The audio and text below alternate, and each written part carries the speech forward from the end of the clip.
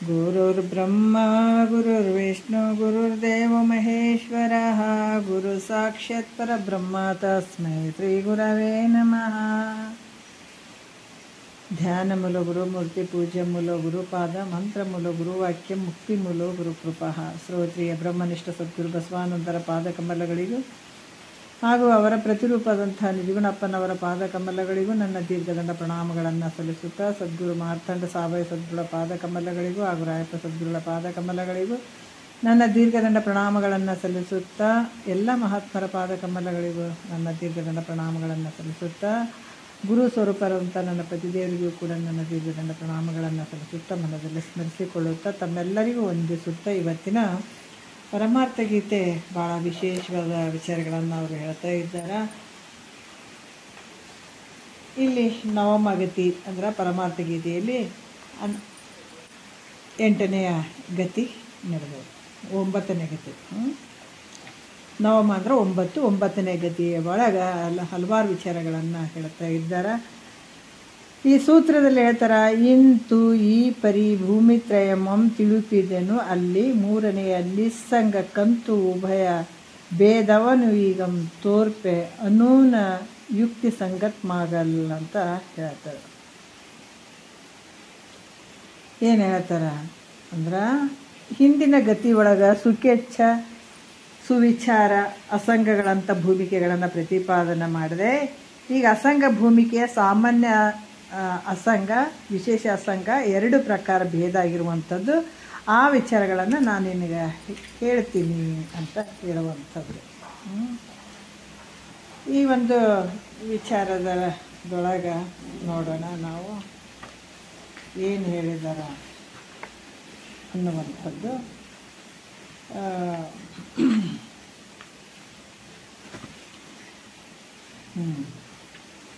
ಹತ್ತನೇ ನುಡಿಯಿಂದ ನಾವು ನೋಡೋಣ. ಹಿಂದೆ ಕೂಡ ನಿನ್ನೆ ವಿಷಯದಲ್ಲಿ ಭಾಳ ವಿಶೇಷವಾಗಿ ವಿಚಾರಗಳನ್ನು ಹೇಳಿದರು.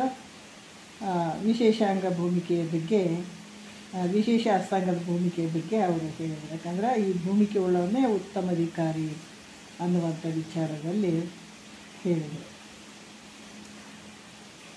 ಯಾಕೆ ಯಾವ ರೀತಿ ಕರ್ಣ ತಾನು ಕುಂತಿಪುತ್ರ ಇದ್ದರೂ ಕೂಡ ತನ್ನನ್ನು ಮರೆತು ರಾಧಾಪುತ್ರ ಅಂತ ಹೆಂಗೆ ತಿಳ್ಕೊಂಡ, ಆಮೇಲೆ ಶ್ರೀಕೃಷ್ಣನ ಒಂದು ಉಪದೇಶದಿಂದ ಆ ಒಂದು ಕುಂತಿ ಮಗ ಅಂತ ನಿಶ್ಚಯ ಮಾಡಿದ್ದ. ಅದೇ ರೀತಿ ಕೂಡ ಬ್ರಹ್ಮವೇ ಅವಿದ್ಯೆ ಮೂಲಕ ನಾನು ಜೀವನ ಅನ್ನುವಂಥ ಭ್ರಾಂತಿ ತೋರ್ತದ. ಗುರು ಉಪದೇಶದಿಂದ ತನ್ನನ್ನು ತಾನು ತಿಳ್ಕೊಂಡಾಗ ಸಚ್ಚಿದಾನಂದ ಪೂರ್ಣ ಸ್ವರೂಪವಾದಂಥ ಬ್ರಹ್ಮನೇ ತಾನಿದ್ದೀನಿ ಅನ್ನುವಂಥದ್ದು ನಿಶ್ಚಯ ಮಾಡಿಕೊಳ್ಳುವಂಥದ್ದು ಅಂತ ನಿನ್ನೆ ವಿಷಯದಲ್ಲಿ ಹೇಳಿದರು. ಈ ಅಸಂಗ ಭೂಮಿಕೆಯನ್ನು ಪ್ರಾಪ್ತಿ ಮಾಡಿಕೊಂಡಿರುವಂಥ ಅಧಿಕಾರಿಯ ಸ್ವರೂಪ ಹೆಂಗಿರ್ತದೆ ಅನ್ನುವಂಥದ್ದನ್ನು ತಿಳಿಸ್ತಾರೆ. ಈ ಅಸಂಗ ಯಾಕಂದ್ರೆ ಸಪ್ತ ಭೂಮಿಕೆ ಒಳಗೆ ಇಲ್ಲಿ ಸುಖೇಚ್ಛ ಸುವಿಚಾರ ಮತ್ತು ಅಸಂಗ, ಈ ಅಸಂಗ ಇದನ್ನು ಪ್ರಾಪ್ತಿ ಮಾಡ್ಕೊಂಡಂಥ ಒಂದು ಅಧಿಕಾರಿಯ ಲಕ್ಷಣ ಹೆಂಗಿರ್ತದ, ಅದ್ರ ಸ್ವರೂಪ, ಆತನ ಸ್ವರೂಪ ಹೆಂಗಿರ್ತದೆ ಅನ್ನುವಂಥದ್ದನ್ನು 10ನೇ ನುಡಿಯಲ್ಲಿ ಹೇಳ್ತಾರೆ.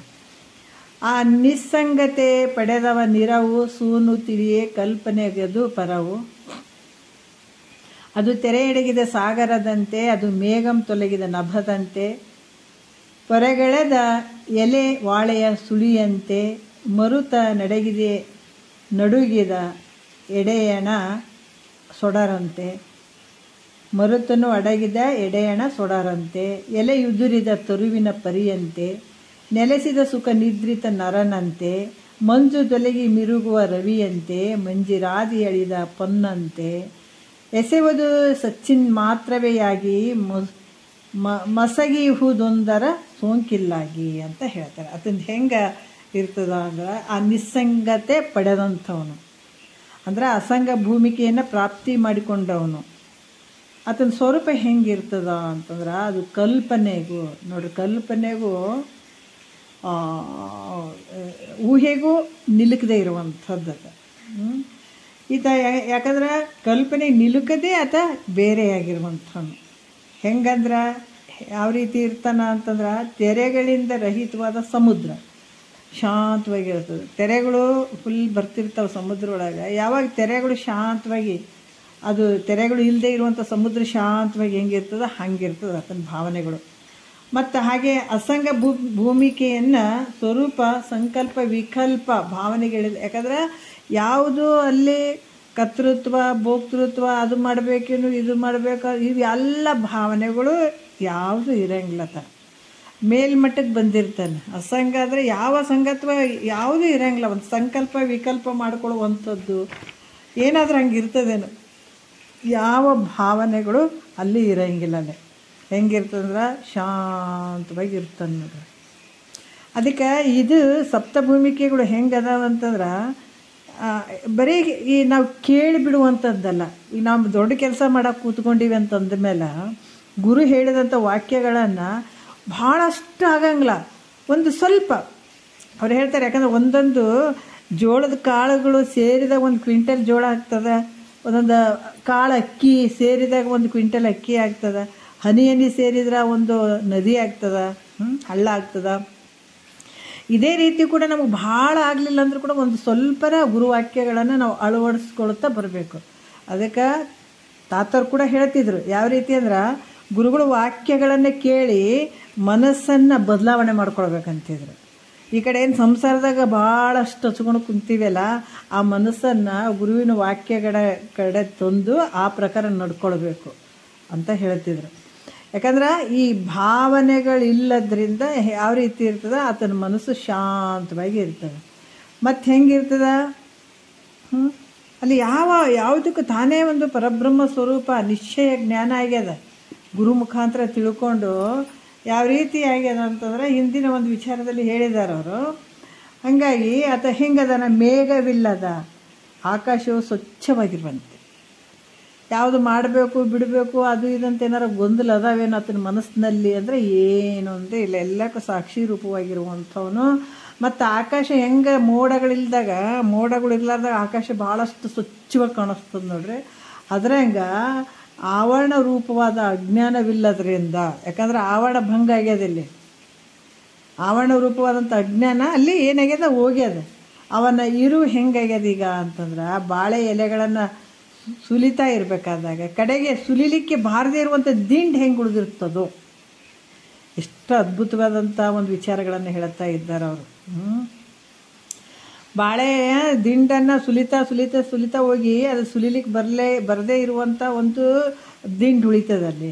ಆ ದಿಂಡು ಹೆಂಗೆ ಉಳಿತದೋ ಹಾಗೆ ಪಂಚಕೋಶಾದಿಗಳನ್ನು ಅಂದರೆ ಯಾವುದು ಶರೀರ ಅಂತಂದ್ರೆ ಈ ಅನ್ನಮಯ ಕೋಶ, ಪ್ರಾಣಮಯ ಕೋಶ, ಮನೋಮಯ ಕೋಶ, ಆಮೇಲೆ ವಿಜ್ಞಾನಮಯ ಕೋಶ, ಆನಂದಮಯ ಕೋಶ ಅನ್ನುವಂಥದ್ದು ಅದಾವಲ್ಲ.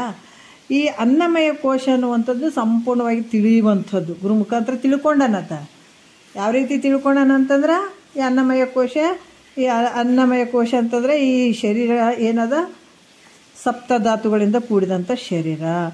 ಆಮೇಲೆ ಈ ಜನನ ಮರಣಕ್ಕೆ ಗುರಿಯಾಗುವಂಥದ್ದು ಈ ಶರೀರ ಅಂತ ತಿಳ್ಕೊಂಡನ. ಇದು ನಾನಲ್ಲ, ಇದು ದೃಶ್ಯವಾಗಿ ಅರಿಸಿಕೊಳ್ಳುವಂಥದ್ದು ಈ ಶರೀರ ನಾನಲ್ಲ ಅಂತ ಅನ್ನಮಯ ಕೋಶವನ್ನು ಬಿಟ್ಬಿಡುವಂಥದ್ದು. ಅದನ್ನು ಭಾವ ಇಲ್ಲ ಇದು ಅನ್ನಮಯ ಕೋಶದಿಂದ ಅಂತ ಈ ಶರೀರ ನಾನಲ್ಲ ಅಂತ ತಿಳ್ಕೊಳ್ಳುವಂಥದ್ದು. ಆಮೇಲೆ ಇದ್ರೊಳಗೆ ಏನೈತಪ್ಪ ಅಂತಂದ್ರೆ ಪ್ರಾಣಮಯ ಕೋಶ ಐತೆ. ಪ್ರಾಣಮಯ ಕೋಶ ಆದರೂ ಕೂಡ ನಾನೇನು ಅಂದ್ರೆ ಅದು ಅಲ್ಲ. ಯಾಕಂದರೆ ಈ ಶರೀರವನ್ನು ಒತ್ಕೊಂಡು ತಿರುಗಾಡುವಂಥದ್ದು. ಪ್ರಾಣ ಅಪಾನ ವ್ಯಾನ ಉದಾನ ಸಮಾನ ಇವೆಲ್ಲ ಶರೀರದೊಳಗೆ ಇವು ನಡೆಯುವಂಥವು, ಇವು ಕೂಡ ನಾನೇ ತಿಳ್ಕೊಳ್ತೀನಿ. ಮತ್ತು ಇದು ಶರೀರಕ್ಕೆ ಏನು ಹಸಿವು ತೃಷೆಗಳಿಗೆ ಇದರ ಧರ್ಮ, ಪ್ರಾಣದ ಧರ್ಮ ಅಂದರೆ ಹಸಿವೆ ತೃಷೆಗಳನ್ನು ಮಾಡುವಂಥದ್ದು. ಇವು ನಾನು ದೃಶ್ಯವಾಗಿ ತಿಳ್ಕೊಳ್ತೀನಿ, ಇವು ನಾನಲ್ಲ ಅಂತ ಅವನ್ನ ನೀತಿಗಳಿಯುವಂಥದ್ದು. ಮತ್ತು ಮನಸ್ಸು ಮನೋಮಯ ಕೋಶ ಅಂದರೂ ಕೂಡ ಇದು ಅರಿಷಡ್ ವರ್ಗಗಳಿಂದ ಕೂಡ್ಯದ. ಮತ್ತು ಈ ಜನನ ಮರಣಕ್ಕೆ ಇದು ಯಾವುದು ಅಂತಂದರೆ ಈ ಮನಸ್ಸು ಸಂಕಲ್ಪ ವಿಕಲ್ಪಕ್ಕೆ ಗುರಿಯಾಗಿರುವಂಥದ್ದು. ಮತ್ತು ಸುಖ ದುಃಖ ಈ ಮನಸ್ಸಿನಲ್ಲೇ ತೋರ್ತದೆ. ಅದಕ್ಕೆ ಈ ಸುಖ ದುಃಖನೂ ನನಗೆ ಸಂಬಂಧ ಇಲ್ಲ, ಇವು ಅರಿಷಡ್ ವರ್ಗಗಳು ನನಗೆ ಸಂಬಂಧ ಇಲ್ಲ. ಈ ಮತ್ತೇನು ಹೇಳ್ತಾರೆ ಸಂಕಲ್ಪ ವಿಕಲ್ಪವಾಗಿರುವಂಥದ್ದು ಕೂಡ ಇದು ನನಗೆ ಸಂಬಂಧ ಇಲ್ಲ ಅಂತ ಈ ಮನಸ್ಸಿನ ಒಂದು ಭಾವ ಐತೆ. ಇವು ಯಾವ ನನಗೆ ಸಂಬಂಧ ಇಲ್ಲ ಅಂತ ಇದನ್ನು ನೇತಿಗಳಿಯುವಂಥದ್ದು ಮನೋಮಯ ಕೋಶ. ಆಮೇಲೆ ಈ ಬುದ್ಧಿ ಕೂಡ ವಿಜ್ಞಾನಮಯ ಕೋಶ, ಇದು ಕೂಡ ಎಲ್ಲಕ್ಕೂ ಸಾಕ್ಷಿ ರೂಪವಾಗಿ ಇರುವಂಗೆ ಮಾಡ್ತದೆ. ಆದರೆ ನಿಶ್ಚಯ ಮಾಡ್ತದೆ. ಈ ಮನಸ್ಸಿನ ಸಂಕಲ್ಪ ವಿಕಲ್ಪ ಮಾಡ್ಕೊಳ್ಳುವಂಥದ್ದು ಒಂದು ನಿರ್ಧಾರಕ್ಕೆ ತೊಗೊಂಡು ವಿಚಾರ ಮಾಡಿ ಇದೇ ಸರಿ ಅನ್ನುವಂಥದ್ದು ಒಂದು ನಿಶ್ಚಯ ಮಾಡುವಂಥದ್ದು ಕೂಡ ಇದು ಆತ್ಮನಿಗೆ ವರ್ತನೆ ಮಾಡ್ತದೆ. ನಮ್ಮ ಶರೀರದೊಳಗಂದ್ರೂ ಕೂಡ ನಿಜವಾದ ಆತ್ಮ ಅದ ಏನು ಇದು ಬುದ್ಧಿ ಅಂದರೂ ಕೂಡ ಇದು ಬುದ್ಧಿ ಕೂಡ ಆತ್ಮ ಅಲ್ಲ.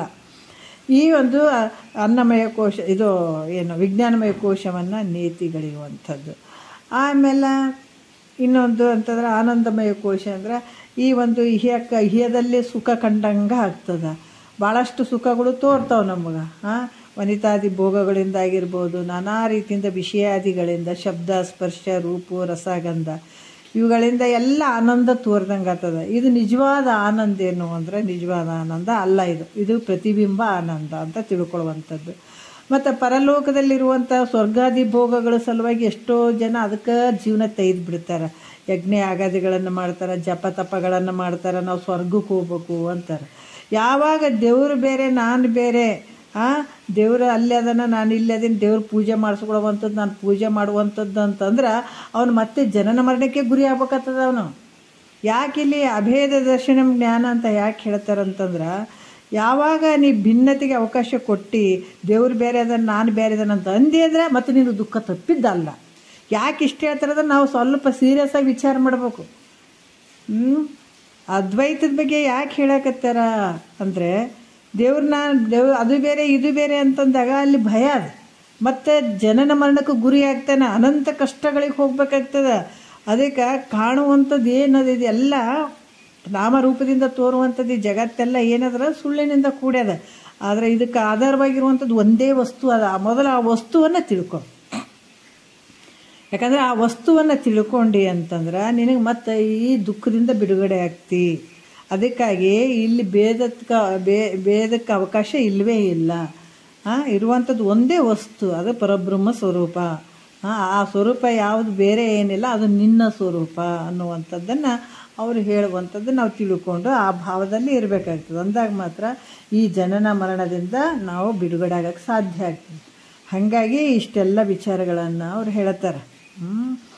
ಈ ಒಂದು ಆನಂದಮಯ ಕೋಶ ಪರಲೋಕದಲ್ಲಿರುವಂಥದ್ದು ಏನು ಭೋಗಗಳು ಅದಾವ, ಸ್ವರ್ಗಾದಿ ಭೋಗಗಳು, ಅವು ಕೂಡ ಮಿಥ್ಯೆ ಆಗಿರುವಂಥದ್ದು. ಅದು ಪ್ರತಿಬಿಂಬ ಆನಂದನೇ ಅದನ್ನು. ಹಾಗಾಗಿ ಅವು ಯಾವ ಏನು ನಿಜವಾದ ಆನಂದ ಅಲ್ಲ, ಆನಂದಮಯ ಕೋಶನು ನೀನು ಅಲ್ಲ ಅಂತ ತಿಳ್ಕೊಂಡು ಅದರ ಅತೀತ ಇರುವಂಥವನು, ಅದರ ಆಚೆಗೆ ಇರುವಂಥದ್ದು ಒಂದು ಸ್ವರೂಪ ಐತೆ. ಇದಕ್ಕೆಲ್ಲ ಆಧಾರವಾಗಿರುವಂಥದ್ದು ಇವೇನು ಪಂಚಕೋಶಗಳು ತೋರ್ತಾವ ಅದಕ್ಕೆ ಆಧಾರವಾಗಿರುವಂಥದ್ದು ನಿನ್ನ ಸ್ವರೂಪ, ಅದು ನಿಜ ಸ್ವರೂಪ ಐತೆ, ಅದು ಬಿಂಬ ಸ್ವರೂಪ ಐತೆ. ಇವೆಲ್ಲ ಪ್ರತಿಬಿಂಬ ಆನಂದಗಳು, ಇವೆಲ್ಲ ತೋರುವಂಥ ಪ್ರತಿಬಿಂಬಗಳು ಇವೆಲ್ಲ. ಆದ್ರೆ ನಿಜವಾಗಿ ನಿನ್ನ ಒಂದು ಬಿಂಬ ಸ್ವರೂಪವಾದಂಥದ್ದು ಒಂದು ಐತೆ. ಈಗ ಕನ್ನಡಿ ಒಳಗೆ ನೋಡ್ಕೊಳ್ತೀವಿ, ಆದ್ರೆ ಒಬ್ಬನೇ ನಿಂತಿದ್ದಾನೆ. ಭಾಳಷ್ಟು ಈ ವಿಚಾರದಾಗ ಇನ್ನು ಒಂದು ಹೇಳಬೇಕನ್ನಿಸ್ತದೆ ನನಗೆ. ಯಾವ ರೀತಿ ಒಂದು ಸೆಕೆಂಡ್.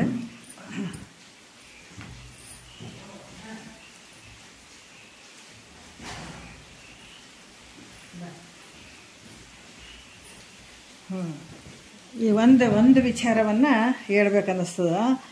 ಯಾಕಂದ್ರೆ ಮೊದಲು ಹೇಳ್ಯದ ಈ ಭಿನ್ನತೆಗೆ ಯಾಕೆ ಅವಕಾಶ ಇಲ್ಲ, ಬೇರೆ ಬೇರೆ ಅದಕ್ಕೆ ಯಾಕಿಲ್ಲ ಅಂತಂದ್ರೆ ಒಂದು ವಿಚಾರ ಹೇಳ್ತಾರೆ. ಒಬ್ಬ ಶ್ರೀಮಂತ ಇದ್ದ, ಮೊದಲ ಇದು ಗೊತ್ತಿರ್ಬೋದು, ನಿಮಗೆ ಗೊತ್ತಿರ್ತದೆ, ಹೇಳಿದ್ದೇನೆ. ಶ್ರೀಮಂತ ಇದ್ದ ಒಂದು ಮನೆಯಲ್ಲಿ ಎಲ್ಲ ಸುತ್ತ ಕನ್ನಡಿ ಹಾಕಿದ್ದ ಒಂದು ರೂಮಲ್ಲಿ. ಆತ ನಿಂತುಕೊಂಡು ಖುಷಿ ಪಡ್ತಿದ್ದ. ಎಲ್ಲ ಕಡೆ ನಾನೇ ಕಾಣ್ತಿಲ್ಲ ಅಂತ ಈ ಕಡೆ ಒಂದು ಕನ್ನಡಿ, ಈ ಕಡೆ ಒಂದು ಮುಖ ನೋಡ್ಕೊಳ್ಳೋದು, ಈ ಕಡೆ ಒಂದು ಮುಖ ನೋಡ್ಕೊಳ್ಳೋದು, ಈ ಕಡೆ ಒಂದು ಎಲ್ಲ ಕಡೆ ತನ್ನ ಮುಖನೇ ನೋಡ್ಕೊಂಡು ಸಂತೋಷಪಟ್ಟು ಹೊರಗೆ ಬರ್ತಿದ್ದ.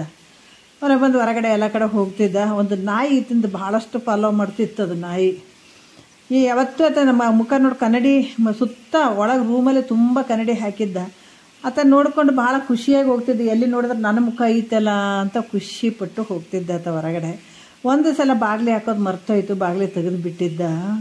ಆವಾಗ ಇದು ನಾಯಿ ಒಕ್ಕೊಂತು ಒಳಗೆ. ಆ ರೂಮಲ್ಲಿ ಒಕ್ಕೊಂಡು ನಾಯಿ ಕನ್ನಡಿ ನೋಡ್ತದ, ಸುತ್ತ ಕನ್ನಡಿಗಳದಾವ. ಎಲ್ಲಿ ನೋಡಿದ್ರೆ ತನ್ನ ಮುಖನೇ ಕಾಣಕತ್ತದ. ಎಷ್ಟು ನಾಯಿಗಳು ಅದಾವಲ್ಲ ನನ್ನಂಥವು, ಇವು ಯಾಕೆ ಒಳಗೆ ಬಂದು ಒಂದು ಕೇಸಿ.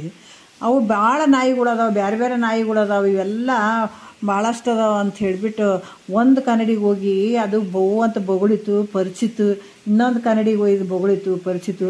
ಸುತ್ತ ಬೊಗಳಿ ಪರಿಚಿದ್ರೆ ಸುಸ್ತಾಗಿಬಿಡ್ತು, ಅಲ್ಲಿ ಬಿದ್ದ ಸತ್ತ ಹೋಯ್ತದು. ಅಲ್ಲ ಹೇಳೋ ಉದ್ದೇಶ ಏನು ಅಂತಂದ್ರೆ, ಈ ರೀತಿ ಹಲವಾರು ಅದು ಬೇರೆ ಇದು ಬೇರೆ ದೇವ್ರು ಬೇರೆ ದಿಂಡ್ರಿ ಬೇರೆ ಅಂತ ಯಾವಾಗ ಮಾಡ್ಕೊತ ಕುಂದಿರ್ತಿದ್ವಿ, ಹಂಗೆ ಸತ್ತು ಹೋಗ್ತೀವಿ ಮೈ ಪರ್ಚ್ಕೊಂಡು, ನೋವಿನಿಂದ ಕೊನೆಗೆ ಸತ್ತು ಹೋಗೋದೇ ಆಗ್ತದೆ. ಅದೇ ಎಲ್ಲ ಕಡೆ ಇರುವಂಥದ್ದು ನಾನೇ ಅದನ್ನಂತ ಯಾವ ರೀತಿ ಆ ವ್ಯಕ್ತಿ ಎಲ್ಲ ಕಡೆ ನೋಡ್ಕೊಂಡು ಆನಂದವಾಗಿ ಹೋಗ್ತಿದ್ದ. ಅದ್ರಂಗ ಏಕಮೇವ ಅದ್ವಿತೀಯಂ ಬ್ರಹ್ಮ ಅಂತ ಹೇಳ್ತಾರೆ. ಬ್ರಹ್ಮ ಇರುವಂಥದ್ದು ಒಬ್ಬನೇ ಅದಾನ.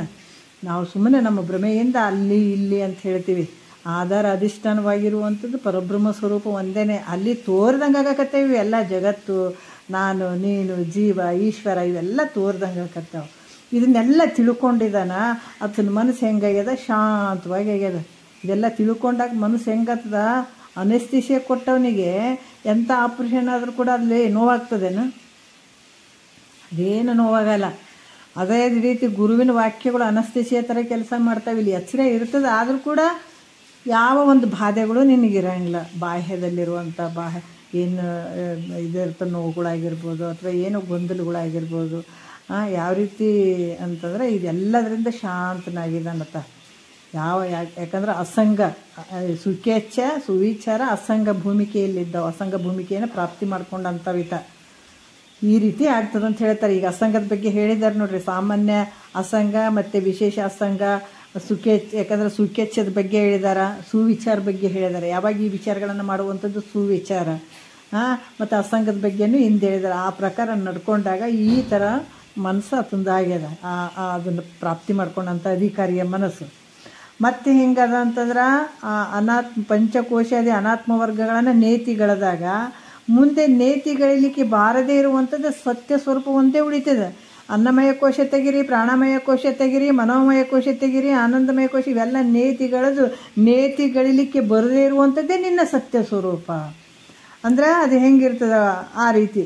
ಗಾಳಿ ಇಲ್ಲದ ಸ್ಥಾನದಲ್ಲಿಟ್ಟ ದೀಪವು ಹೇಗೆ ಅಚಲವಾಗಿರ್ತದೋ, ಗಾಳಿ ಇರದೇ ಇರುವಂಥ ಸ್ಥಳದಲ್ಲಿ ದೀಪ ಇಟ್ಟಾಗ ಅದು ಶಾಂತವಾಗಿ ಏಕವಾಗಿ ಉರಿತದೆ, ಆ ಕಡೆ ಈ ಕಡೆ ಅಲುಗಾಡ್ತದೇನೋ ಅಂದರೆ ಇಲ್ಲ. ಅದೇ ರೀತಿ ಕೂಡ ಯಾವ ಸಂಶಯಗಳು ವಿಪರೀತ ಭಾವನೆಗಳಿಂದ ರಹಿತವಾದ ಅವನ ಸ್ವರೂಪ ನಿಶ್ಚಲವಾಗಿರ್ತದೆ ನೋಡ್ರಿ. ಯಾಕಂದ್ರೆ ಯಾವಾಗ ನಮಗೆ ಅದಕ್ಕೆ ಇದು ಕ್ರಮಶಾಸ್ತ್ರ ಅಂತ ಪದೇ ಪದೇ ಹೇಳೋದು. ಮಹಾತ್ಮರೆಲ್ಲ ಕ್ರಮಶಾಸ್ತ್ರನೇ ಮಾಡ್ಕೊಂಡದ್ದು ನಾವು ನೆನಪಿನಾಗ ಇಟ್ಕೋಬೇಕು. ಅಲ್ಲಿಟ್ಟು ಇಲ್ಲಿಟ್ಟು ಚೌಚೌಬಾತ್ ಆಗಬಾರ್ದು. ಎಲ್ಲೇ ಆಗಲಿ ಎಲ್ಲಿ ಕೇಳಿದ್ರೂ ಕ್ರಮವಾಗಿ ಕೇಳಿದ್ರೆ ನಮಗೆ ಪ್ರತಿಯೊಂದಕ್ಕೂ ಒಂದು ಸಂಶಯಗಳಿಗೆ ಉತ್ತರ ಸಿಗ್ತದೆ. ಸಂಶಯಗಳು ಇರಲಾರ್ದಂಗೆ ಆಗ್ತದೆ, ಮತ್ತು ವಿಪರೀತ ಭಾವನೆಗಳು ಇಲ್ದಂಗೆ ಆಗ್ತದೆ. ಆ ಸ್ವರೂಪ ನಿಶ್ಚಯ ಆಗ್ತದೆ. ಯಾಕಂದ್ರೆ ನಾವು ಫಸ್ಟ್ ಗೆಲ್ಲಬೇಕು. ಅಂದ್ರೆ ನಾವು ಇದರಿಂದ ಪಾರಾಗಬೇಕು ಫಸ್ಟ್. ಅದು ಒಂದು ಮನುಷ್ಯನ ಉದ್ದೇಶ ಏನಿರ್ಬೇಕಂದ್ರೆ ಭಾಳ ತಿಳ್ಕೊಂಡಿವಿ, ಎಲ್ಲರಿಗೆ ನಾವು ಹೌದೌದು ಅನ್ಸ್ಕೊಳ್ಬೇಕು, ಭಾಳ ಪಂಡಿತರು ಅನ್ಸ್ಕೊಳ್ಬೇಕು, ಎಲ್ಲಿ ಬೇಕು ಅಲ್ಲೇ ಪ್ರವಚನಕ್ಕೆ ಕರಿಬೇಕು, ನಾವು ಸ್ಟೇಜ್ ಮೇಲೆ ಕುಂತು ಹೇಳಬೇಕು ಕೇಳಬೇಕು, ಇಂಥವು ಯಾವೂ ಇರಬಾರ್ದು. ಮುಮುಕ್ಷಿ ಆದಂಥವನಿಗೆ ಮುಕ್ತಿಯನ್ನು ಪಡ್ಕೊಳ್ಬೇಕು ಅನ್ನುವಂಥ ಭಾವ ಇದ್ದಂಥವನಿಗೆ ಇವ್ಯಾವೂ ಇರಬಾರ್ದು. ಇಂಥವ್ಯಾವ ಇರದೇನೆ ಮೊದಲೇ ತಾನು ಗೆಲ್ಲಕ್ಕೆ ನೋಡಬೇಕು. ತಾನು ಈ ಜನನ ಮರಣದಿಂದ ಬಿಡುಗಡೆ ಆಗುವಂಥ ಒಂದು ರೀತಿಯಲ್ಲಿ ಗುರುವಾಕ್ಯಗಳನ್ನು ಕೇಳ್ಕೊಂಡು ಅಳವಡಿಸ್ಕೊಂಡು ಈ ರೀತಿಯಿಂದ ಹೋಗ್ಬೇಕಾಗ್ತದೆ. ಹಂಗಾಗಿ ಇಲ್ಲಿ ಕೂಡ ಅದಕ್ಕೆ ಇವರೆಲ್ಲ ಮಾಡ್ಕೊಂಡಂಥದ್ದು ಮಹಾತ್ಮರು ಹೆಂಗಂದ್ರೆ ಕ್ರಮವಾಗಿ ಕೇಳಿದಾಗ ಮನುಷ್ಯನಲ್ಲಿ ಪ್ರತಿಯೊಂದು ಒಂಚೂರು ಕಸರು ಉಳಿಯಂಗಿಲ್ಲ. ಅಲ್ಲಿ ಸಂಶಯ ಅನ್ನುವಂಥ ಕಸರು ಉಳಿಯಂಗಿಲ್ಲ. ಮತ್ತು ಅಲ್ಲೊಂದಿಟ್ಟು ಕೇಳಿದೆ ಇಲ್ಲೊಂದಿಟ್ಟು ಕೇಳಿದೆ ಅಂತಂದ್ರೆ ಅವು ಸಂಶಯಗಳಾಗ್ತಾವೆ. ಹಂಗೆ ಕೇಳಕ್ಕೆ ಹೋಗಬಾರ್ದು. ಯಾಕಂದ್ರೆ ಯಾವುದೇ ಆಗಿರ್ಬೋದು, ಈ ಭಗವದ್ಗೀತೆ ಆಗಿರ್ಬೋದು, ಈ ಪ್ರಸ್ಥಾನತ್ರಯಗಳು ಅಂತ ಹೇಳಿದಾರಲ್ಲ, ಈ ಒಂದು ನಿಜಗುಂಡ್ರ ಶಾಸ್ತ್ರ ಎಲ್ಲ ವೇದ ಉಪನಿಷತ್ತುಗಳ ಸಾರ ಇದು ಒಂದು ಕರೆಕ್ಟಾಗಿ ನಾವು ಕೇಳಿಬಿಟ್ರೆ ಯಾವುದು ಕೇಳೋ ಅವಶ್ಯಕತೆಯೇ ಇಲ್ಲ. ಎಲ್ಲನೂ ಇದರಲ್ಲೇ ಅಡಕಾಗಿದ್ದಾವೆ. ಮತ್ತು ಒಂದು ವಿಚಾರ ಹೇಳ್ತದ, ಯಾಕಂದ್ರೆ ನಿಜಗುಂಡ್ರು ಭಾಳಷ್ಟು ಒಳ್ಳೆ ವಿಚಾರ ಹೇಳಿದ್ದಾರೆ. ಈ ಗ್ರಂಥ ಯಾಕೆ ಕೃತಕೃತ್ಯ ಶ್ರೇಷ್ಠ ಅಂತಂದರೆ, ಇದನ್ನು ಬರೆದ್ರು ಅವ್ರ ಸಂಕಲ್ಪ ಅವ್ರು ಇದರಲ್ಲೇ ಅಡಕಾದರು. ಈ ಗ್ರಂಥದಲ್ಲೇ ಅವ್ರು ಅಡಕಾಗಿದ್ದಾರೆ. ಅವ್ರ ಸಂಕಲ್ಪ ಕೂಡ ಐತೆ. ಯಾರು ನನ್ನ ಗ್ರಂಥವನ್ನು ಕೇಳ್ತಾರ, ಯಾರು ನನ್ನ ಗ್ರಂಥವನ್ನು ಹೇಳ್ತಾರ, ಹೇಳೋರಿಗೆ ಎಲ್ಲರಿಗೆ ಆ ಮುಕ್ತಿ ಆಗಲಿ ಅನ್ನುವಂಥದ್ದು ಒಂದು ಸಂಕಲ್ಪ ಈ ನಿಜಗುಂಡ್ರ ಸಂಕಲ್ಪ ಐತೆ ಈ ಗ್ರಂಥದಲ್ಲೇ. ಮತ್ತು ಈ ನಿಜಗುಂಡ್ರದ ಕೆಲವು ಎಲ್ಲ ವಿಚಾರಗಳು ಎಲ್ಲ ವೇದ ಉಪನಿಷತ್ತುಗಳ ಒಂದು ವಿಚಾರನೇ ಇದರಲ್ಲೇ ಅದಾವೆ. ಮತ್ತು ಇದು ಬಿಟ್ಟು ಬೇರೆ ಏನಾರ ಎದುರಾಗಾರ ಅದಾವೇನಂದ್ರೆ ಇಲ್ಲ. ಯಾವ ಭಾಷೆರ ತೊಗೊಳ್ರಿ, ಯಾವುದರ ತೊಗೊಳ್ರಿ, ಇದೇ ಅಡಿಗೆನೇ ಇರುವಂಥದ್ದು ಅಲ್ಲಿ ಕೂಡ. ಹಾಗಾಗಿ ಇದು ಭಾಳ ಶ್ರೇಷ್ಠವಾಗಿರುವಂಥದ್ದು ಮುಮುಕ್ಷುಗಳಿಗೆ. ಇಲ್ಲಿ ಈ ರೀತಿಯಾಗಿ ನಾವು ಕ್ರಮವಾಗಿ ಹೋದಾಗ ನಮ್ಮಲ್ಲಿರುವಂಥ ಸಂಶಯ ವಿಪರೀತ ಭಾವನೆಗಳಿಂದ ರಹಿತ ಆಗ್ತೀವಿ. ಒಂದು ವೇಳೆ ನಾವು ಹೋಗದೇ ಇದ್ದಾಗ ಈಗ ನೋಡ್ರಿ, ಆಪ್ರೇಷನ್ ಮಾಡ್ಕೋಬೇಕಾದಾಗ ಡಾಕ್ಟ್ರು ಎಷ್ಟು ತಾಸು ಎಷ್ಟು ದಿವಸ ಇರಬೇಕನ್ನುವಂಥದ್ದು ಹೇಳಿರ್ತಾನೆ. ಅದು ಆಪ್ರೇಷನ್ ಮಾಡಬೇಕಾದ್ರೆ ಅನಸ್ತಿಸಿ ಕೊಟ್ಟಿರ್ತಾರೆ, ಅಥವಾ ಡಾಕ್ಟ್ರ್ ಹೇಳ್ದಂಗೆ ಆತ ಎಲ್ಲವನ್ನ ರೆಡಿಯಾಗಿ ಮಲಗಬೇಕಾಗ್ತದೆ. ಆಪ್ರೇಷನ್ ಇನ್ನು ಅರ್ಧಂಬರ್ಧ ಆಗಿರ್ತದೆ, ಅನಸ್ತಿಸಿಯ ಹೋಗಿ ಎಚ್ಚರಿಕೆ ಆದಮೇಲೆ ಇಲ್ಲರಿ ನಾವು ಓಡೋಗ್ತೀನಿ ಅಂದ್ರೆ ಕೇಳೋಕ್ಕಾಗ್ತದೆ. ಡಾಕ್ಟ್ರ್ ಹೇಳ್ದಂಗೆ ಅಲ್ಲಿ ಪೂರ್ತಿ ಆಪ್ರೇಷನ್ ಆಗಿ ನಿನ್ನ ಹೊಲಿಗೆ ಅದೆಲ್ಲ ಹೊಲಿದು ಆಯ್ತಪ್ಪ ಸರಿಯಾಗ್ಯದ ಅಂತಂದು ಅವಾಗ ಹೋಗಿ ಬೆಡ್ ಮೇಲೆ ಹಾಕ್ತಾರಲ್ಲ, ಅವಾಗ ಮಲ್ಲಿಗೆ ಅವ್ರು ಎಷ್ಟು ದಿವಸ ಇರ್ತಾರೆ ಅಲ್ಲಿ ಇದ್ದು ಹೊರಗೆ ಬಂದ ಅವಾಗ ಆರಾಮ ಅಂತ ಅನ್ನಿಸ್ತದೆ. ಈಗ ನಾವು ಅರ್ಧಂಬರ್ಧ ಕೇಳಿದ್ರೆ ಹೆಂಗಾಗ್ತದೆ, ಅರ್ಧ ಆಪ್ರೇಷನ್ ಮಾಡ್ಕೊಂಡು ಹೊರಗೆ ಓಡಿ ಬಂದಂಗೆ. ಅದರಿಂದ ಏನಾಗ್ತದೆ, ಹೊಟ್ಟೆನೂ ಏನೇನು ಹೊಟ್ಟೆ ಪಟ್ಟಿ ಕೊಯ್ದ್ರೆ ಮಾಡಿದ್ರೆ ಎಲ್ಲ ಹೊರಗೆ ಬಂದು ತ್ರಾಸಾಗ್ತಾವೆ, ಇನ್ನೂ ತ್ರಾಸಾಗ್ತಾವೆ. ಕೇಳಿದರೆ ಕ್ರಮವಾಗಿ ಕೇಳಬೇಕು, ಇಲ್ಲಾಂದರೆ ಬರೀ ಸಂಶಯಗಳಾಗ್ತಾವೆ. ಅದರಲ್ಲೇ ತಿಳ್ಕೊಂಡು ಹೋಗ್ಬೇಕನ್ನೋರಿಗೆ ಇದು ಇದಕ್ಕೆ ಹಿಂಗೆ ಹೇಳಿದ್ರು, ಅವ್ರಿಗೆ ಹಂಗೆ ಹೇಳಿದ್ರು, ಇವ್ರಿಗೆ ಹಿಂಗೆ ಹೇಳಿದ್ರು, ಇದು ಯಾವುದು ಕರೆಕ್ಟ್ ಅದು ಯಾವುದು ಕರೆಕ್ಟ್ ಅಂತ ಇಲ್ಲಿ ನೋವೇ ಕೊಡ್ತಾವೆ ವಿನಃ ಉತ್ತರ ಸಿಗೋಂಗಿಲ್ಲ. ಹಂಗಾಗಿ ಇಲ್ಲಿ ಕ್ರಮವಾಗಿ ಪಕ್ಕ ಕೇಳಿದ ಮೇಲೆ ನಿನಗೆ ಉಳಿಯೋಂಗೇ ಇಲ್ಲ, ಸಂಶಯಗಳು ಮೊದಲೇ ಉಳಿಯೋಂಗಿಲ್ಲ. ಅದಕ್ಕಾಗಿ ಈ ಅಸಂಗ ಭೂಮಿಕೆಯನ್ನು ಮಾಡ್ಕೊಂಡಂಥ ಜ್ಞಾನವನ್ನು ಮಾಡ್ಕೊಂಡಂಥ ಆತನ ಮನಸ್ಸು ಹೆಂಗಿರ್ತದ, ಯಾವ ಸಂಶಯ ವಿಪರೀತ ಭಾವನೆಗಳಿಂದ ಇರೋಂಗಿಲ್ಲ, ರಹಿತವಾಗಿರ್ತದೆ. ಮತ್ತು ಸ್ವರೂಪ ಹೆಂಗಿರ್ತದೆ, ನಿಶ್ಚಲಭೂತವಾಗಿರ್ತದೆ. ಹೆಂಗಿರ್ತದೆ, ಮತ್ತು ಎಲೆಗಳಿಲ್ಲದ ವೃಕ್ಷವು ನಿಶಬ್ದವಾಗಿರ್ತದೆ ನೋಡ್ರಿ. ಗಾಳಿ ಏನಾರ ಬರಲಿ ಗಾಳಿಯಾರ ಬರಲಿ, ಬಿಸಿಲಿರಲಿ, ಏನೇ ಇದ್ದರೂ ಕೂಡ ಆ ಒಂದು ವೃಕ್ಷದಲ್ಲಿರುವಂತಹ ಎಲೆಗಳು ಬಿದ್ದಾಗ ಹೆಂಗಿರ್ತದೆ, ನಿಶಬ್ದವಾಗಿರ್ತದೆ. ಏನು ಬಂದರೂ ಕೂಡ ಏನು ಸುಮ್ಮನೆ ಇರ್ತದೆ. ಅದ್ರಂಗ ಇಲ್ಲಿ ಕೂಡ ಯಾವುದೊಂದು ಉಪಾಧಿಗಳಿಲ್ಲದ್ರಿಂದ, ಯಾವುದು ಉಪಾಧಿಗಳಿಲ್ಲ ಅಲ್ಲಿ. ಅವನ ಸ್ವರೂಪ ನಿದ್ರೆಯಿಂದ ಸುಖವಾಗಿ ಪುರುಷನು ಮಲಗಿರ್ತಾನಲ್ಲ ಹಂಗಾಗಿಬಿಡ್ತಾನೆ ನೋಡ್ರಿ.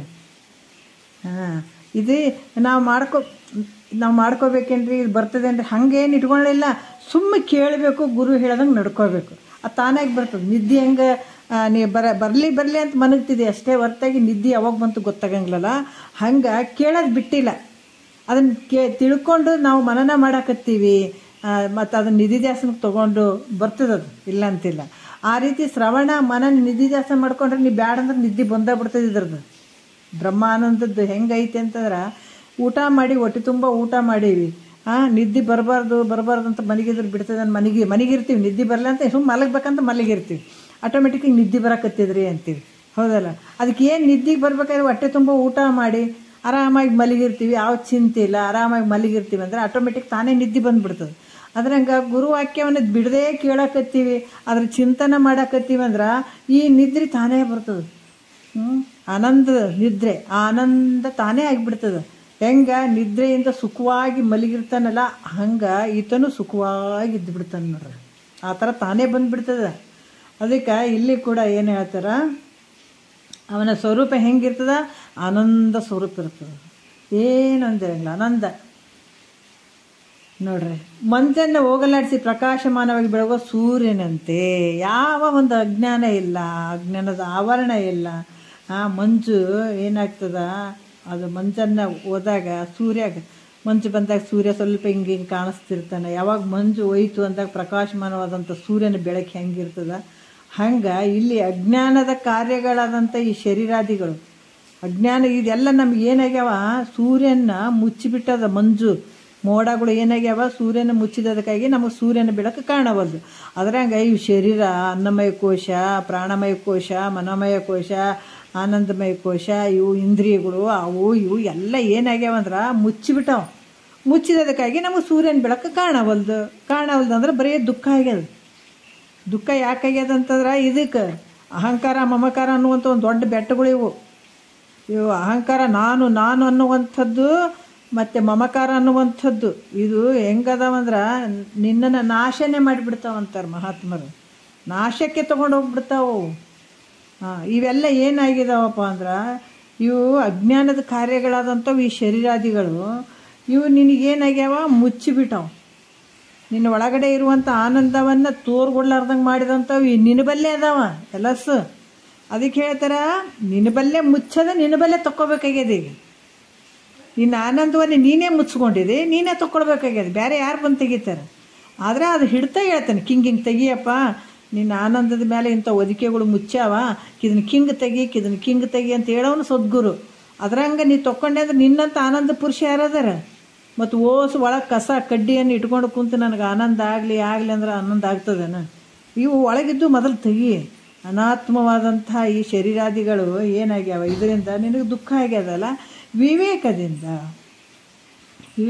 ಅಂದ್ರೆ ಇವು ಮಿಥ್ಯೆ ಅದಾವ, ಇವು ಸತ್ಯ ಅಲ್ಲ, ಅದಕ್ಕೆ ಇವು ನನಗೆ ಸಂಬಂಧ ಇಲ್ಲ ಅಂತ ಹಿಂಗೆ ತಿಳ್ಕೊಂಡು ಇವನ್ನ ಬಿಟ್ಕೊಂತ ಹೋಗ್ಬೇಕು. ಶರೀರ ಭಾವವನ್ನು ತೆಗಿಬೇಕಾಗ್ತದೆ. ತೆಗೆದಾಗ ಇವೆಲ್ಲ ಹೋಗ್ತಾವೆ. ಅಹಂ ಅನ್ನುವಂಥ ನಾನು ಅನ್ನುವಂಥದ್ದು ಏನೈತೆ, ಇದನ್ನು ದೊಡ್ಡ ಮೋಸ ಆದ ನಿನಗೆ. ಅದನ್ನು ಬಿಟ್ಟುಬಿಡು. ನಾನು ಅನ್ನುವಂಥದ್ದು ಮತ್ತು ಮಮಕಾರ ಅನ್ನುವಂಥದ್ದನ್ನು ಬಿಡು. ಇವು ಬಿಟ್ಟಾಗ ಏನಾಗ್ತದ ನಿನಗೆ ನೋಡ್ರಿ, ಇವು ಅಜ್ಞಾನಾಧಿಕಾರಿಗಳನ್ನು ವಿವೇಕದಿಂದ ಇವನ್ನ ನೇತಿಗಳಿಯುವಂಥದ್ದು, ಬಿಡುವಂಥದ್ದು. ಆವಾಗ ಏನಾಗ್ತದೆ, ಜ್ಞಾನ ಸೂರ್ಯ ಪ್ರಕಾಶಮಾನವಾಗಿ ತೋರಕ್ಕೆ ಶುರು ಮಾಡ್ತಾನೆ. ಆವಾಗ ಮತ್ತು ಇವು ಮುಂದೆ ಬೆಟ್ಟದಂಗೆ ಕುಂತ್ಬಿಟ್ಟಾವ, ಶರೀರನೇ ಬೆಟ್ಟದಂಗೆ ಕುಂತ್ಬಿಟ್ಟದ. ಇನ್ನು ಒಳಕ್ಕೆ ಎಲ್ಲಿ ಕಾಣ್ತದೆ ನಮ್ಗೆ? ಬರೀ ಶರೀರಕ್ಕೆ ಇದಕ್ಕೆ ಉಣಿಸೋದು, ತಿನ್ನಿಸೋದು, ಅಂದ ಚಂದ ಮಾಡೋದು, ತಿರುಗಾಡೋದು, ಇದಕ್ಕೆ ವಸ್ತ್ರ ಹಾಕ್ಕೊಳ್ಳೋದು, ಒಡವೆ ಹಾಕ್ಕೊಳ್ಳೋದಾಗ ಹೋದ್ರೆ ನೀನು ಒಳಗಿದ್ದಂಥ ಆನಂದ ಹೆಂಗೆ ತೋರಂಗೆ ಸಾಧ್ಯನೇ ಇಲ್ಲ. ಅದಕ್ಕೆ ಮೊದಲು ನಂಬಬೇಡವೋ ಮನುಜ ನಂಬಬೇಡವ, ನಂಬಿ ಕೆಡುವರು ಉಂಟೆ ಮಣ್ಣ ಬೊಂಬೆ ಅಂತ ತನುವನಿದಾನೆ. ಇದಕ್ಕೆ ಏಟಿರ್ಬೇಕಾಟ ಹಾಕ್ಬೇಕು ತಿಳಿಯೋವರೆಗೂ. ತಿಳಿಯೋವರೆಗೂ ನಿನಗೆ ಇದು ಕೆಲಸ ಮಾಡ್ಬೇಕಾಗ್ಯದ. ಈ ಶರೀರನ ಹಿಡ್ಕೊಂಡು ತಿಳಿಯೋವರೆಗೆ ಏಟು ಮಾಡ್ಬೇಕು, ಆಟ ಮಾಡ್ಬೇಕು. ಇಲ್ಲಾಂದ್ರೆ ಬರೀ ಅದಕ್ಕೆ ರಂಬಿಸೋದು, ಅದಕ್ಕೆ ಉಣಿಸೋದು, ಅದಕ್ಕೆ ಚಂದ ಕಾಣಲಿ ಅಂತ ತಿರುಗಾಡೋದಂದ್ರೆ ಏನು ನಿನ್ನ ಕತಿ ಅಂತಾರೆ ಮಹಾತ್ಮರು. ಅದಕ್ಕೆ ಇಲ್ಲಿ ಇದನ್ನೆಲ್ಲ ತಿಳ್ಕೊಂಡಾನೆ. ಇವು ಏನಾದ ಅನಾತ್ಮವಾಗಿರುವಂಥ ಶರೀರಗಳನ್ನು ವಿವೇಕದಿಂದ ಇದನ್ನು ಬೇರೆ ಇಟ್ಟಾಗ, ಇದನ್ನು ತೆಗೆದಾಗ ಆವಾಗ ನಿನ್ನಲ್ಲಿರುವಂಥ ಆ ಬೆಳಕು ಕಾಣ್ತದೆ. ಜ್ಞಾನದ ಬೆಳಕು ಏನಾಗ್ತದ, ಸ್ವಯಂ ಪ್ರಕಾಶ ಆವಾಗ ತೋರಕ್ಕೆ ಶುರುವಾಗ್ತದೆ ಎಲ್ಲ ಕಡೆ. ಯಾವ ರೀತಿ ಅಂದ್ರೆ ಬಂಗಾರವನ್ನು ಅಗ್ನಿಯ ಪುಟಕ್ಕೆ ಹಾಕಿದಾಗ ಬಂಗಾರ, ಯಾಕಂದ್ರೆ ಬಂಗಾರ ಐತೆ, ಅದನ್ನು ಬೆಂಕಿಯಲ್ಲಿ ಹಾಕಿ ಅದನ್ನು ಕಾಯಿಸ್ತಾರೆ, ಚಂದ ಸುಡ್ತಾರೆ. ಅದರ ಏನಾಗ್ತದೆ, ಮಲಿನತ್ವಾದಿ ಎಲ್ಲ ದೋಷಗಳು ಬಿಟ್ಟು ಪಳ ಪಳ ಪಳ ಅಂತ ಹೊಳಿತದೆ ಅದು. ಅದೇ ರೀತಿ ಬ್ರಹ್ಮಜ್ಞಾನವೆಂಬ ಅಗ್ನಿಯಿಂದ ಯಾವಾಗ ಬಂಗಾರ ಬೆಂಕಿಯಲ್ಲಿ ಹಾಕಿದಾಗ ಅದರ ತನ್ನ ಮಲಿನತ್ವ ಹೊಲಸು ಏನಿರ್ತದೆ ಅದೆಲ್ಲ ಹೋಗಿ ಬಂಗಾರ ಪಳ ಪಳ ಪಳ ಅಂತ ಹೆಂಗೆ ಹೊಳಿತದ, ಅದರಂಗೆ ಬ್ರಹ್ಮಜ್ಞಾನ ಅನ್ನುವಂಥ ಅಗ್ನಿಯಿಂದ ಸಂಚಿತಾದಿ ಕರ್ಮಗಳು ಏನು ಮಲಿನತ್ವ ಇರ್ತಾವಲ್ಲ, ಇವು ಸಂಚಿತಾದಿ ಅಂದಾಗ ಇದು ಪ್ರಾರಬ್ಧ ಕರ್ಮ, ಪ್ರಾರಬ್ಧ ಅಲ್ಲ, ಸಂಚಿತ ಕರ್ಮ, ಆಗಾಮಿ ಕರ್ಮ ಅನ್ನುವಂಥದ್ದು. ಪ್ರಾರಬ್ಧ ಕರ್ಮ ಈಗೇನು ಅನುಭವಿಸಕತ್ತಿದೆ. ಇವು ಕರ್ಮಗಳು ಏನಾಗ್ತಾವ, ಸುಟ್ಟು ಹೋಗ್ತಾವೆ. ಅದು ಸುಟ್ಟೋದ್ರಿಂದ ಅದು ಮತ್ತೇನಾಗ್ತಾನೆ, ಆ ಸ್ವರೂಪ ನಿರ್ಮಳ ರೂಪ ಆಗಿಬಿಡ್ತದೆ. ಅದಕ್ಕೆ ಸಂಚಿತ ಕರ್ಮನೂ ಇಲ್ಲ ಮತ್ತು ಆಗಾಮಿ ಕರ್ಮನೂ ಇಲ್ಲ. ಆ ಕರ್ಮಗಳು ಕೂಡ ಸುಟ್ಟು ಭಸ್ಮ ಆಗಿಬಿಡ್ತಾವೆ. ಅಂದ್ರೆ ಅವಿದ್ಯೆಯಿಂದ ಕಾಣುವಂಥ ಅವಿದ್ಯೆ ತತ್ಕಾರ್ಯಗಳು ಏನದಾವ ಅದು ಸ್ವಲ್ಪ ಕೂಡ ಸ್ಪರ್ಶ ಇಲ್ಲದಲೇ ಸ್ವಯಂ ಪ್ರಕಾಶ ರೂಪವಾಗಿರ್ತಾನ ಅನ್ನುವಂಥದ್ದು. ಯಾರೇ ಅಸಂಗ ಭೂಮಿಕೆಯನ್ನು ಮಾಡ್ಕೊಂಡಂತ ಇಷ್ಟೆಲ್ಲ ಆಗ್ತದೆ ನೋಡ್ರಿ. ಈ ಮೂರೇ ಭೂಮಿಕೆಗೆ ಇಷ್ಟಕ್ಕೆ ಬಂದುಬಿಟ್ಟಾತ. ಅಸಂಗ ಯಾವಾಗ ಮಾಡ್ಕೋತಾನೆ, ಯಾವ ಸಂಘನೂ ಇಲ್ಲತ್ತಗ. ಇಷ್ಟೆಲ್ಲ ಮಾಡ್ಕೊಂಡಾತ ಈ ಸ್ವರೂಪದಾಗ ಇರ್ತಾನತ. ಅಸಂಗ ಭೂಮಿಕೆಗೆ ಅಧಿಕಾರಿಯಾದಂಥ ಮನುಷ್ಯ ಇಷ್ಟು ಪ್ರಕಾರದಾಗ ಇರ್ತಾನತ. ಈ ರೀತಿಯಾಗಿ ಅವನು ನಿರ್ಮಲ ಸ್ವರೂಪವಾಗಿ ಇರ್ತಾನ ಅನ್ನುವಂಥ ವಿಚಾರವನ್ನು ಹೇಳಿದ್ರು ಅವರು. ಸ್ವಯಂ ಪ್ರಕಾಶವಾಗಿ ಹೊಳಿತದ ನೋಡ್ರಿ, ಅಲ್ಲಿ ಹೊಳಿತದ ಅಸಂಗ ಇವೆಲ್ಲವನ್ನು ತೆಗೆದಾಗ. ಮತ್ತು ಈಗ ಏನು ಹೇಳ್ತಾರೆ ನೋಡೋಣ. 10ನೇ ನುಡಿಯಲ್ಲಿ ಏನು ಹೇಳ್ತಾರೆ ನೋಡೋಣ. ವಿಕೃತಿಯ ನುಳಿದ ಈ ಸಂಸ್ಕೃತಿಯಲ್ಲಿ ಸುಕೃತಿ ವೈರಾಗ್ಯಂ ದೊರೆದಲ್ಲಿ ವರಮೋಕ್ಷಾಪೇಕ್ಷೆಯ ಬಲದಿಂದ ಗುರುವರ ನೊರೆವ ಸುಯುಕ್ತಿಗಳಿಂದ ವಿರಚಿಪ ಶಾಸ್ತ್ರದ ಸುವಿವೇಕದೋಳು ದೊರಕೊಂಡ ಜಡ ಅಜಡ ಭೇದದೋಳು ಆ ಜಡ ಸಂಗಂ ತನಗಿಲ್ಲೆಂಬ ಜಡತೆಯನ್ನು ಮುಖ್ಯವೇ ಪುಸಿ ಎಂಬ ಮನದಾಲೋಚನೆಯಿಂದ ಸಮಂತು ಅನುವಾಯಿತು ಭೂಮಿ ತ್ರಯವಿಂತು ಇದು ಬುದ್ಧಿಯ ಸುವಿವೇಕದೋಳಹುದು ಅದರಿಂ ಜಾಗ್ರಮಿದೆಂದೆನಿಸಿಹುದು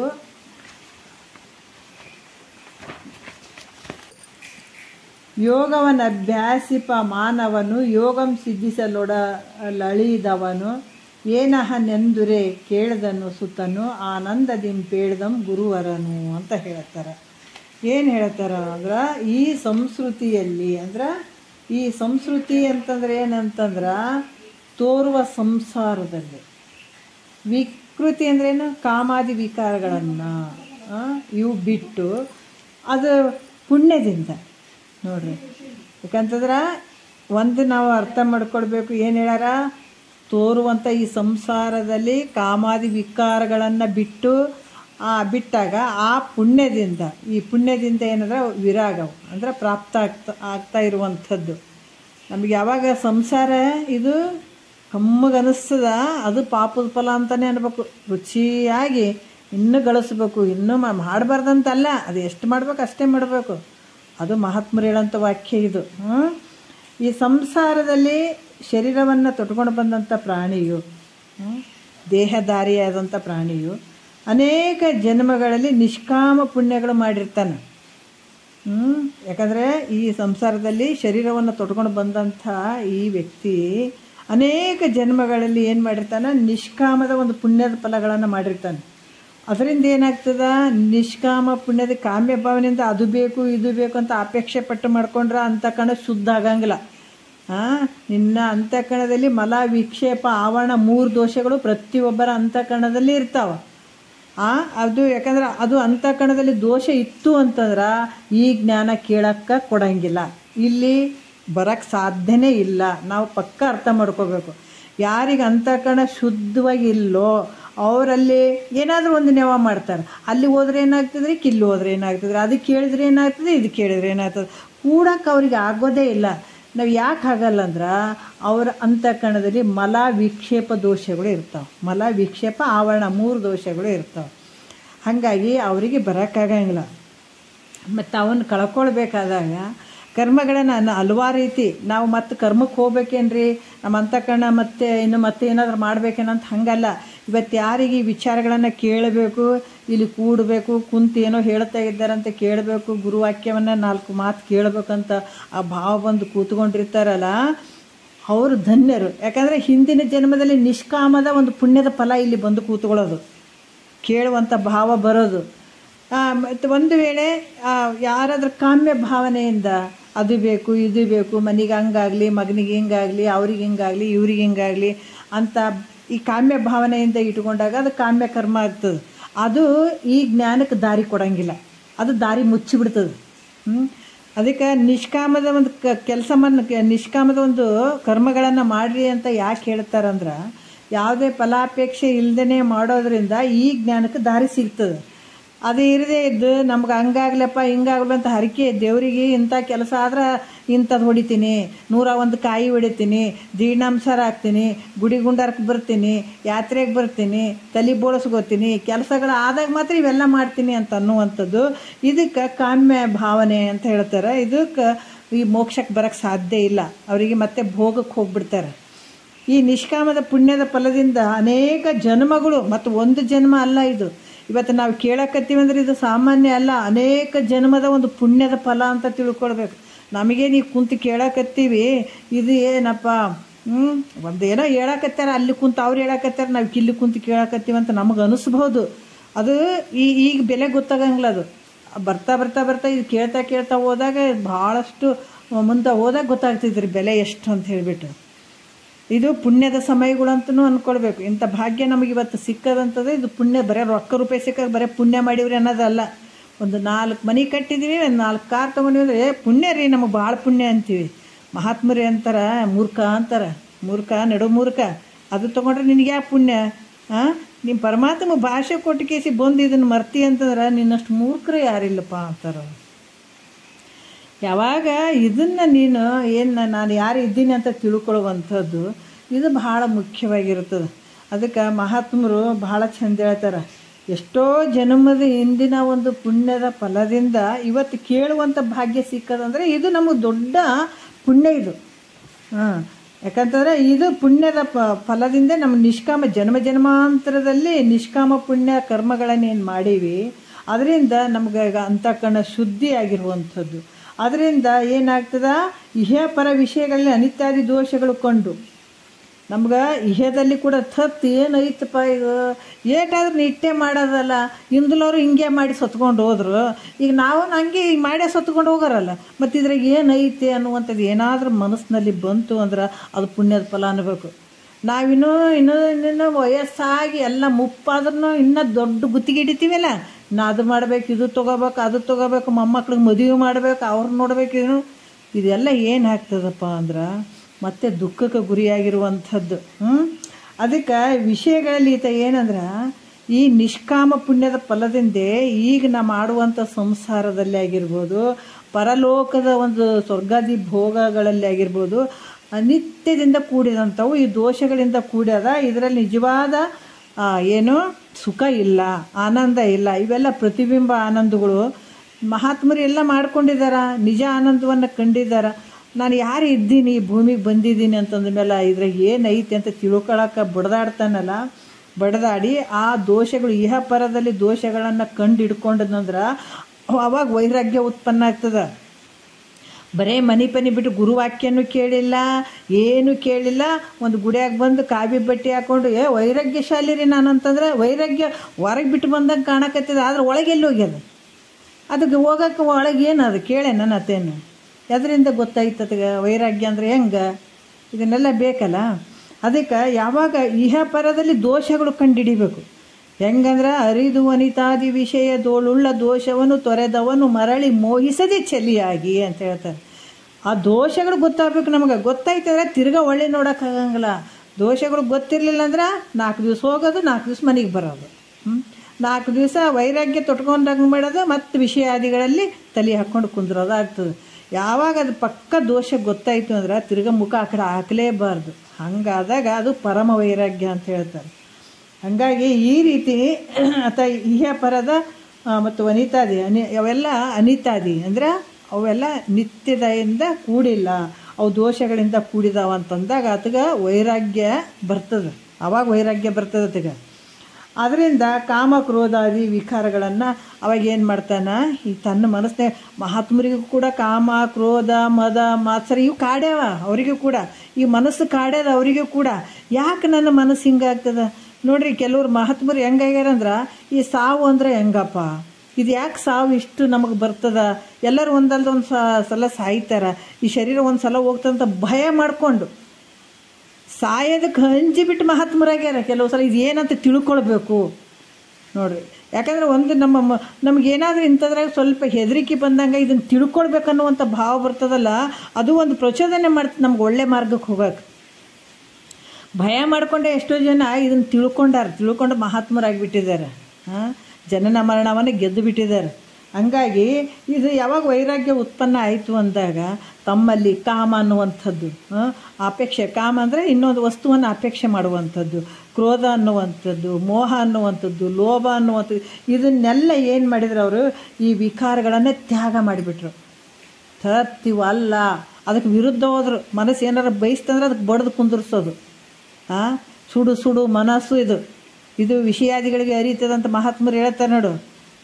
ಸೊಣಗನಂತೆ ಅಂತ ಮಹಾತ್ಮರು ಬರೀತಾರೆ, ಅಲ್ಲಮ್ಮ ಪ್ರಭುಗಳು ಕೂಡ ಬರೀತಾರೆ ಇಂಥವೆಲ್ಲ. ಅದಕ್ಕೆ ಈ ಮನಸ್ಸು ಅನ್ನುವಂಥದ್ದು ಈ ಬಯಸ್ತದಲ್ಲ, ಅದನ್ನು ಇದಿರಾಗಿಟ್ಕೊಂಡು ಅದ್ರಂಗೆ ಕೇಳಕ್ಕೆ ಹೋಗಂಗಿಲ್ಲ, ಅವೆಲ್ಲವನ್ನು ತ್ಯಾಗ ಮಾಡ್ತಾರೆ. ಅದಕ್ಕೆ ಈ ರೀತಿ ವಿಷಯಗಳಲ್ಲಿ ವೈರಾಗ್ಯ ಉಳ್ಳವನಾದ್ರಿಂದ ಅವಾಗೇನಾಗ್ತದೆ, ವಿಷಯಗಳು ಬೇಕನ್ನುವಂಥದ್ದಿಲ್ಲ, ಎಲ್ಲ ವೈರಾಗ್ಯ ಮಾಡಿಬಿಡ್ತಾನೆ. ಅದ್ರ ಮೇಲೆ ಮತ್ತೆ ಮನಸ್ಸು ಹಾಕಂಗಿಲ್ಲ. ಅವಾಗೇನಾಯಿತು ಅಂದಾಗ ಅತ್ಯಂತ ದುಃಖ ನಿವೃತ್ತಿ, ಪರಮಾನಂದದ ಪ್ರಾಪ್ತಿ. ಆವಾಗ ಮೋಕ್ಷದ ಅಪೇಕ್ಷೆ ಅವಾಗ ಆಗ್ತದೆ ಅವನಿಗೆ ನೋಡ್ರಿ. ಯಾವಾಗ ವಿಷಯಾದಿಗಳ ಮೇಲೆ ಏನು ವೈರಾಗ್ಯ ಬಂತು ಅಂದಾಗ ಆವಾಗ ಮೋಕ್ಷದ ಅಪೇಕ್ಷೆ ಮಾಡ್ತಾನಂತ. ಅಲ್ಲಿ ತನಕ ಮೋಕ್ಷದ ಅಪೇಕ್ಷೆ ಬರೋದೇ ಇಲ್ಲ ಮನಸ್ಸಿನಲ್ಲಿ ನೋಡ್ರಿ ಹೆಂಗದು. ಅದಕ್ಕೆ ಈ ವಿಷಯಗಳಲ್ಲಿ ವೈರಾಗ್ಯ ಉಳ್ಳವನಾದ್ದರಿಂದ ಇವೆಲ್ಲ ಏಸಿಗೆ ಅನಿಸ್ಬೇಕಲ್ಲ. ಸಂಸಾರ ಏಸಿಗೆ ಅಂತ ಅನಿಸಿದಾಗ ಗುರುವಾಕ್ಯ ಕೇಳೋಕೆ ಇಷ್ಟ ಬರ್ತದೆ, ಇಲ್ಲಾಂದ್ರೆ ಹೆಂಗೆ ಬರ್ತದೆ, ಬರೋಂಗಿಲ್ಲ. ಇಲ್ಲೇ ರುಚಿಕಟ್ಟಾಗ್ಯದಂತ ಕುಂದಿರ್ತಾನೆ. ಯಾವಾಗ ವೈರಾಗ್ಯ ಭಾವ ಬಂತು ಅಂದಾಗ ಆವಾಗ ದುಃಖ ನಿವೃತ್ತಿ ಆಗಬೇಕಪ್ಪ. ಈ ಜನನ ಮರಣ ಅನ್ನುವಂಥದ್ದು ಹೋಗಬೇಕು. ನಾನು ಪರಮಾನಂದದ ಪ್ರಾಪ್ತಿ ಅಂದ್ರೆ ಪರಮಾನಂದ ಅತ್ಯಂತ ಪರಮಾನಂದ. ಒಂದು ಸಲ ಅದು ಆನಂದ ಅಂದ್ರೆ ಮತ್ತೆ ಬಿಟ್ಟು ಹೋಗದೆ ಇರುವಂಥ ಒಂದು ಆನಂದ ಐತೆ. ಅತ್ಯಂತ ದುಃಖ ಅಂದ್ರೆ ಒಂದು ಸಲ ದುಃಖ ಹೋಯ್ತು, ಅದು ಕಷ್ಟ ಹೋಯ್ತು, ದುಃಖ ಹೋಯ್ತು ಅಂದ್ರೆ ಮತ್ತೆ ತಿರ್ಗಾ ಬರಂಗಿಲ್ಲ. ಅದಕ್ಕೆ ಅತ್ಯಂತ ದುಃಖ ನಿವೃತ್ತಿ ಅಂತಾರೆ. ಅತ್ಯಂತ ಪರಮಾನಂದ ಇದಕ್ಕೆ ಹೇಳ್ತಾರೆ. ಈ ರೀತಿ ಮೋಕ್ಷದ ಇಚ್ಛೆ ಅವಾಗ ಆಗ್ತದೆ. ಇಚ್ಛೆ ಮಾಡ್ತಾನೆ, ಅವಾಗ ಇಚ್ಛೆ ಮಾಡ್ತಾನೆ. ಮಾಡಿ ನಂತರ ಇಂಥ ಮುಮುಕ್ಷತ್ವ ಅದಕ್ಕೆ ಯಾವಾಗ ಬಂತು ಆವಾಗ ಗುರುಗಳನ್ನು ನೋಡ್ತಾನೆ. ನೋಡಿ ಆ ಗುರುವಿನನ್ನು ಹೊಂದಿ ಅಲ್ಲಿ ಗುರು ಸೇವೆಗಳನ್ನು ಮಾಡಿ ಮತ್ತು ಆತ ಏನೇನು ಮಾಡ್ಕೊಂಡು ಹೋಗಿ ಈ 3 ಭೂಮಿಕೆಗೆ ಅಧಿಕಾರಿ ಆದ ಅನ್ನುವಂಥದ್ದನ್ನು ಮತ್ತೆ ನಾಳೆ ನೋಡೋಣ. ಇನ್ನು ಇದು ಸ್ವಲ್ಪ ಅರ್ಧಂಬರ್ಧ ಮಾಡೋದು ಬೇಡ, ಇನ್ನೂ ಭಾಳ ಅದ. ಇದನ್ನು 3 ಏನು ಸಪ್ತಭೂಮಿಕೆಯಲ್ಲಿ 3 ಏನದ ಸುಖೇಚ್ಛ, ಸುವಿಚಾರ, ಅಸಂಗದ ಬಗ್ಗೆ ಆತ ಯಾವ ರೀತಿ ಮಾಡ್ಕೊಂಡು ಅನ್ನುವಂಥದ್ದನ್ನು 3 ವಿಚಾರವಾಗಿ ಇಲ್ಲಿ ಹೇಳ್ತಾರೆ. ಇದಕ್ಕೆ ಮತ್ತೆ ಜಾಗೃತ ಅವಸ್ಥೆ ಅಂತ ಕೂಡ ಹೇಳ್ತಾರೆ. ಅದನ್ನು ಮತ್ತೆ ಭಾಳ ಚಂದದ ವಿಚಾರಗಳು ಈಗ ಮುಂದಾದರೂ ಕೂಡ ಮತ್ತೆ ನಾಳೆ ಮಾತಾಡೋಣ. ಒಂದೆರಡು ಮತ್ತೆ ಗುರುಗಳ ಪಾದಕ್ಕೆ ಅರ್ಪಿಸಿ ಹರವು.